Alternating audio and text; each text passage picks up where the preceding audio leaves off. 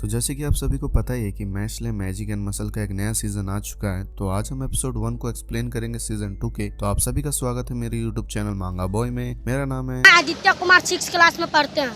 Episode की शुरुआत में ही हमें बता दिया जाता है कि डिवाइन विजनरी का टाइटल उसे ही मिलता है जो इस दुनिया में सबसे स्ट्रॉन्गेस्ट मैजिकल यूजर हो, और हर नई डिवाइन विजनरी को इनवाइट किया जाता है ब्यूरो ऑफ मैजिक में। ब्यूरो ऑफ मैजिक इस दुनिया की एक सबसे ताकतवर इंस्टीट्यूट मानी जाती है। ब्यूरो ऑफ मैजिक हर उस टास्क को हैंडल करती है जो मैजिक से रिलेटेड होती है। साथ ही साथ उनका एक और जरूरी काम होता है इस दुनिया को प्रोटेक्ट करना। इसके बाद हमें पिछले एपिसोड के बारे में बताया जाता है कि कैसे मैशले ने मागिया लूपस के लीडर एबेल को हरा देता है, जिससे लैंग हाउस के सारे कॉइन अब एल्डर हाउस में आ जाते हैं, जिससे मैशले और उसके दोस्त काफी खुश होते हैं और मैशले डिवाइन विजनरी बनने के काफी करीब पहुंच जाता है। लेकिन सेल वॉर के साथ लड़ाई में मैशले का सीक्रेट खुल जाता है कि उसे मैजिक यूज करना नहीं आता और वो सिर्फ अपने ताकत से यहाँ तक आया है। मैशले के दोस्तों के अलावा एक और लड़के को ये बात पता लग गई थी कि उसको मैजिक यूज करना नहीं आता, और अब पूरे स्कूल में ये फैल चुका था कि मैशले को मैजिक यूज करना नहीं आता है। पर मैशले को इन सब से कुछ फर्क नहीं पड़ रहा था। वो नॉर्मली जैसे रहता है वैसे ही रह रहा था, और वो फिनलैंड से ये बोलता है कि हमें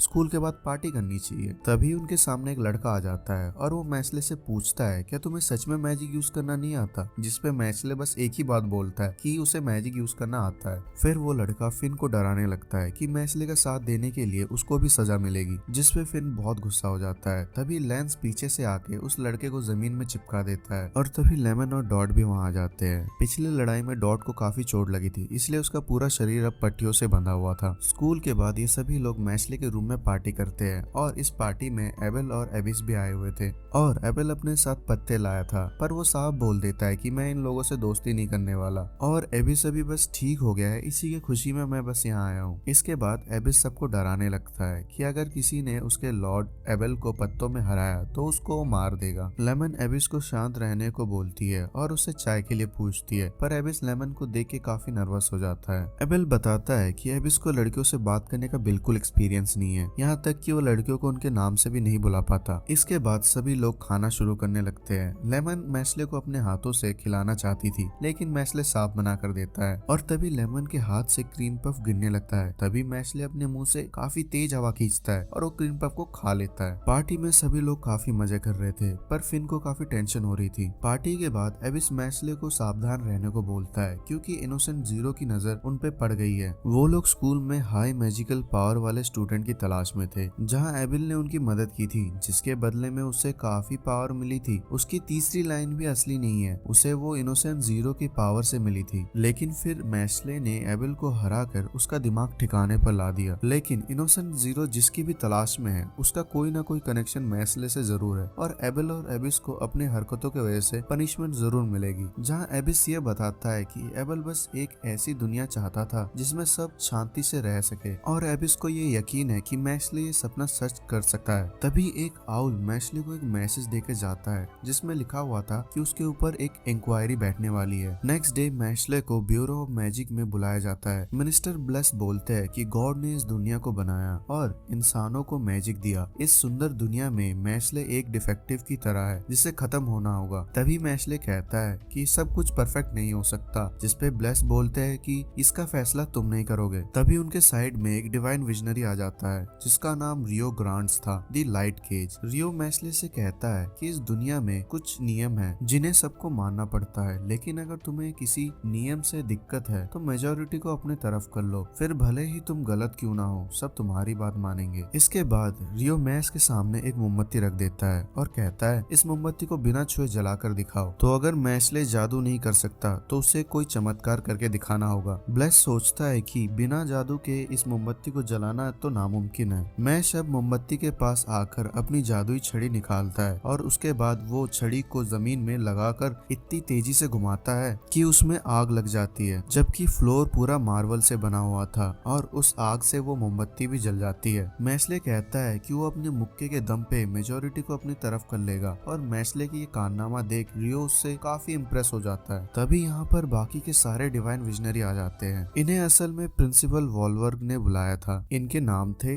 रिवोल, दी इमोर्टल केन, सुरारा, दी आइस केन, कार्डो, दी फ्लेम केन, अगीतो, दी ड्रैगन केन, सोफिया, दी नॉलेज केन, और ऑल्टर दी डेजर्ट केन। इन सभी का मानना था कि नियम का पालन होना चाहिए और मैशले को मौत की सजा मिलनी चाहिए। लेकिन तभी ये सभी लोग देखते हैं कि जज ब्लेस को इनोसेंट जीरो ने कंट्रोल कर लिया है। इनोसेंट जीरो उन सभी से कहता है कि उस लड़के को सही सलामत हमारे हवाले कर दो, और वो कितना सीरियस है ये बताने के लिए उन्होंने ब्लेस के अंदर एक मैजिकल पैरासाइट डाल दिया था। ये एक तरह से कीड़ा होता है जो इंसान के अंदर से उसका मैजिक सोख लेता है। अगर कोई इसे निकालने की कोशिश करता है तो ये कीड़ा उसी इंसान को अपना नेक्स्ट होस्ट बना लेगा। रियो अब टेलीपोर्ट होकर नीचे आता है क्योंकि इनोसेंट जीरो ने अब ब्यूरो ऑफ मैजिक से एक वॉर का ऐलान कर दिया था। रियो कहता है कि वो इस दुनिया का सबसे पावरफुल और हैंडसम मैजिकल यूजर है, तो वो इस पैरासाइट को निकाल फेंकेगा। और तभी मैशले अपने हाथों से उस पैरासाइट को बाहर निकाल लेता है और वो पैरासाइट मैशले के अंदर घुस के अपना नेक्स्ट होस्ट बनाने की कोशिश करता है। लेकिन मैशले अपने मुंह में ही उसको एक डॉग जैसा बना देता है और बाहर थूक देता है। ये देख नर्फी नाम का लड़का हक्का बक्का हो जाता है। मैशले फिर ब्लेस को सीढ़ियों पर बैठा देता है और उसके सामने हाथ जोड़ने लगता है। उसे लग रहा था कि ब्लेस अब मर चुका है। मैशले कहता है कि उसने पैरासाइट को बाहर निकाला और जज की जान बचाई, तो क्यों ना ये केस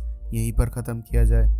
इतना कहकर वो वहां से जाने लगता है, लेकिन ऑल्टर कहता है कि फिर भी मैशले को मौत की सजा तो दी जाएगी। मैशले बार बार उसको मना करता है कि वो नहीं जाएगा और अपने पैर जमीन में गाड़ लेता है। अब ऑल्टर मैशले के पीछे टेलीपोर्ट हो जाता है और अपने सैंड से एक नुकीला स्पाइक बनाकर मैशले के मुंह की तरफ भेज देता है। लेकिन रियो उसे रोकते हुए बोलता है कि मेरी बात अभी खत्म नहीं हुई। इनमें बहस चली रही थी, तभी वहाँ पर एक बड़ी सी तलवार आकर गिरती है जिसे मैशले ने पहचान लिया था क्योंकि ये रायन की तलवार थी जो कि हेडमास्टर वॉल्वर के साथ आया हुआ था। और ये एपिसोड यहीं पर खत्म होती है। अब मैशले के साथ क्या होगा, क्या उसको मौत की सजा मिलेगी या नहीं, तो ये बात हमें नेक्स्ट एपिसोड में पता लगेगी, जिसके लिए आपको मेरे चैनल को सब्सक्राइब करना होगा। तो नेक्स्ट एपिसोड में मिलते हैं, तब तक के लिए गुड बाय।